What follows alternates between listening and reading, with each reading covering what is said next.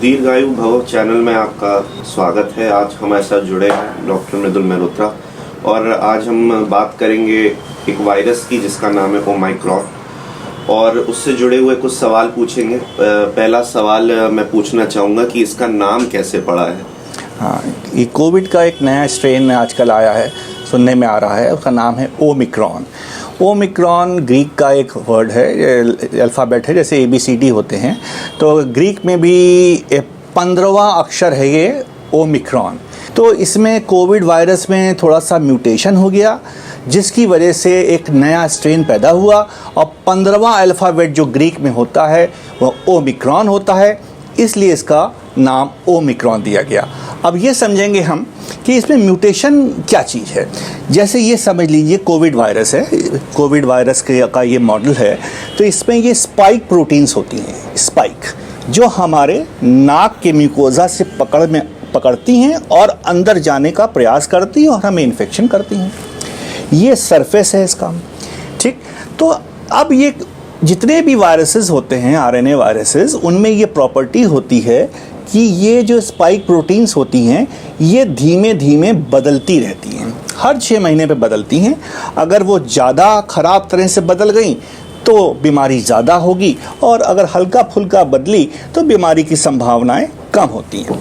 तो समझ लीजिए ये नुकीली ये स्पाइक प्रोटीन है और ये बदल के कुछ एरिया में ऐसी सॉफ्ट हो गई। तो दोनों एक ही जैसे वायरस हैं, ये कोविड-19 है, ये कोविड-19 ओमिक्रॉन है। तो केवल जरा सा इसमें शेप इसने बदला और ये इस म्यूटेंट को, बदलाव को ओमिक्रॉन का नाम दिया गया, जो हमारे समाज में फैल सकता है, अभी फैला नहीं है। देखिए ऐसा है कि हमारे यहाँ जो वैक्सीन चल रही हैं पूरे विश्व में, एक तो जेनेटिकली इंजीनियर्ड RNA वैक्सीन चल रही है, वेक्टर वैक्सीन, और एक इनएक्टिवेटेड वायरस वैक्सीन चल रही है। जो हमारे देश की वैक्सीन है वो टोटली इनएक्टिवेटेड वायरल वैक्सीन है, यानी कि जो कोविड वायरस है उसको पूरी तरह से इनएक्टिवेट कर दिया गया, यानी कि उसकी शक्ल वही बनाई रखी लेकिन उसकी जो डिजीज़ कॉजिंग कैपेबिलिटी है वो ख़त्म हो गई, ठीक है। तो अब जो नया स्ट्रेन आया है या कोई भी नया स्ट्रेन आए, ये जो कोवैक्सीन है, इनएक्टिवेटेड वायरस वैक्सीन, वो निश्चित असर करेगी। क्यों असर करेगी? क्योंकि ये पूरे बॉडी को ही हमने इनएक्टिवेट किया है और बदलाव केवल यहाँ पे हुआ है, तो बाकी जगह तो हुआ नहीं। तो हमारे शरीर में जो एंटीबॉडीज़ बनी हैं कुछ ना कुछ ओमिक्रॉन को रोकने में ज़रूर मदद करेंगी। या तो पूरी तरह से रोके पेशेंट की इम्यूनिटी के हिसाब से, या अगर डिजीज़ हो गई है तो इतनी सीवियर डिजीज़ नहीं होगी, यानी स्टेज 1 का पेशेंट 2 और 3 में नहीं जाएगा और 2 है तो 3 नहीं जाएगा और मरीज निश्चित बचेगा। इसलिए कोवैक्सीन, जो मेरा पर्सनल एक्सपीरियंस है, वो जो हमारे देश की वैक्सीन है, हर म्यूटेंट वायरस को रोकने के लिए सक्षम है। कोवैक्सीन इनएक्टिवेटेड वायरल वैक्सीन होगी, बाकी RNA बेस्ड वैक्सीन्स हैं, वेक्टर वायरल वैक्सीन्स हैं। उसमें क्या किया गया है कि RNA उठाया गया है, इसके अंदर जो जीनोम होता है, इसके अंदर, इसको काट के अंदर निकालें तो RNA जीनोम होता है जो एक एक्सप्रेशन देता है, प्रोटीन बनाता है। कौन सी प्रोटीन? Spike protein. ये सारी प्रोटीन बनाता है, यानी कि वो भी काफ़ी हद तक वायरस को रोकने में मदद करेंगी और सीवियरिटी ऑफ डिजीज़ रोकेंगी। तो थोड़ा मैकेनिज्म फ़र्क है हमारे देश की वैक्सीन में और बाकी जो वैक्सीन चल रही हैं, लेकिन निश्चित कुछ ना कुछ म्यूटेंट या कोई भी आएगा उसमें इम्यूनिटी प्रोवाइड करेंगी। और अब जो हर्ड इम्यूनिटी क्रिएट हो गई है मेरे समाज में, वो सबसे इम्पॉर्टेंट है कोविड या किसी भी कोविड के म्यूटेंट स्ट्रेन से लड़ने के लिए। इसकी डायग्नोसिस जो है ये भी RT-PCR से ही पॉसिबल है या दूसरा मेथड है इसका कोई? 100% RT-PCR जो हम लोग टेस्ट कर रहे हैं वो गोल्ड स्टैंडर्ड है। कोविड वायरल और कोविड-19 या डेल्टा, अल्फ़ा, जितने भी हैं, म्यू, माइक्रॉन, एनी म्यूटेंट, ये सब RT-PCR पकड़ता है।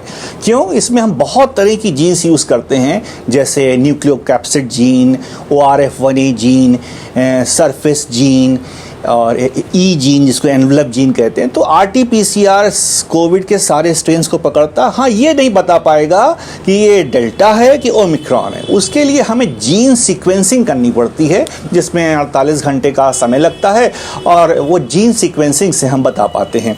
तो जैसे जीन सीक्वेंसिंग में क्या होता है, जैसे ये इसमें आप ये किताब देख रहे हैं, ये इसमें सारे बेस पेयर्स होते हैं वायरस के अंदर।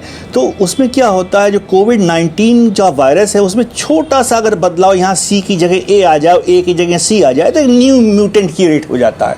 तो जब नया म्यूटेंट क्रिएट हो जाता है तो उसकी जो सीक्वेंसिंग होती है जीन सीक्वेंसर से की जाती है, जिसमें थोड़ा सा समय लगता है, इसलिए रिपोर्ट देर में आती है। तब हमें पता चलता है कौन सा पर्टिकुलर स्ट्रेन है और तभी हम उसकी डायग्नोसिस बना पाते हैं। लेकिन RT-PCR is the gold standard for diagnosis of nearly all viral infections.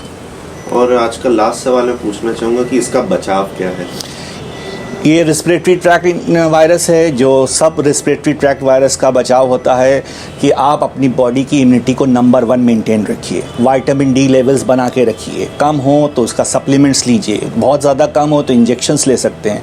Vitamin B12 जो बहुत ही इंपॉर्टेंट इम्यूनोमॉड्यूलेटर एजेंट है उसको भी बना के रखिए, क्योंकि हमारे देश में ज़्यादातर लोग वेजिटेरियंस होते हैं और नॉन वेज प्रोडक्ट्स में B12 ज़्यादा होता है। तो B12 कम हो जाए तो उसका भी सप्लीमेंट्स लीजिए।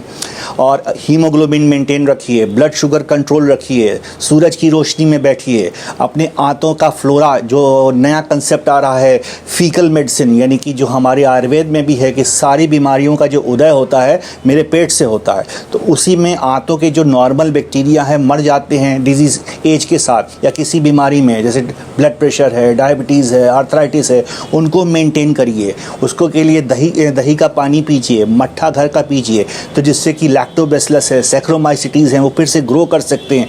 बहुत सारे विटामिन्स बनाएं, B12 बनाएं, विटामिन K बनाएं और अपनी इम्यूनिटी को आप मेंटेन कर सकते हैं। उसके अलावा जो हमारी सरकार कहती है वो काम करेंगे, मास्क पहनेंगे, वैक्सीन लगाएंगे, सोशल डिस्टेंसिंग करेंगे और घर में जब भी घुसें साबुन से हाथ धोना ही सबसे बड़ा एक एजेंट होता है, चाहे वो बैक्टीरिया हो, वायरस हो, फंगस हो, प्रोटोजोआ हो। इनसे मुक्त होने के लिए हाथ धो के ही अंदर प्रवेश करेंगे। Thank you. जय हिंद, जय भारत।